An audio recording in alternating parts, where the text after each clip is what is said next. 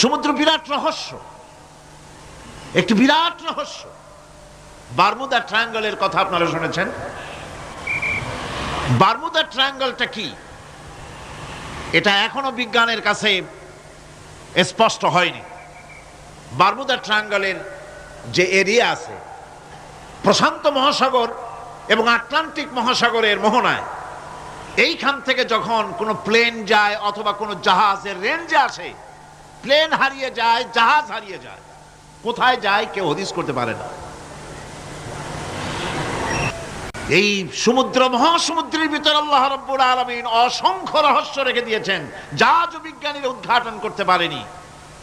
এই মহাসমুদ্রের ভিতরে রয়েছে ম্যাগনেটিক পাহাড় পানির তলায়, যদি রাডারে ধরা না পড়ে জাহাজের, তাহলে এর রেঞ্জের ভিতরে আসলে